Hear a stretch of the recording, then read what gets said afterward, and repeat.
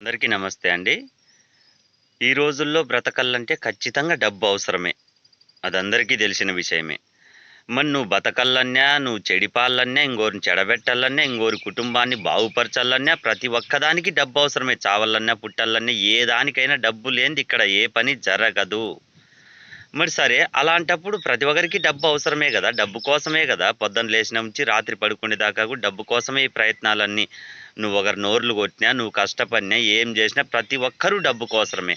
మరి సరే ఆ డబ్బు గురించి కొంతమంది మంచి దారులను ఎంచుకుంటారు. కొంతమంది చెడు దారులను ఎంచుకుంటారు. సరే చెడు దారులు ఎంచుకునేవాళ్ళు వాళ్ళ పాపాన వాళ్ళు పోతారనుకోండి. అది దేవుడు వాళ్ళకి ఏం శిక్ష ఎయాలో అదేస్తాడు. సరే మంచి దారిని ఎంచుకునేవాళ్ళ గురించి మాట్లాడుకుందాం.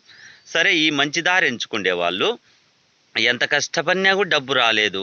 మరి ఎంతోమంది గతంలో గూడా ఎన్నో కుటుంబాలు గూడా కష్టపడినోళ్ళు గూడా డబ్బు సంపాదించకుండా అట్లే చచ్చిపోతాండ్రు గదా! అంటే సరే, మరి వాళ్ళు ఏదో తెలుసుకున్నారు, ఏదో నేర్చుకున్నారు. ఏం నేర్చుకున్నారు?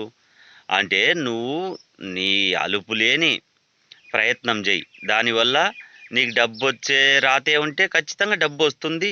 నీ కుటుంబంలో ఉన్న సమస్యలను తీరిపోతాయి. నువ్వు సంతోషంగా బతకచ్చు. ఒకవేళ డబ్బు రాకపోతే ఆ వచ్చే కష్టాలను ఎట్లా అధిగమించాలా అనే అనుభవ జ్ఞానమన్నా వస్తుంది గదా!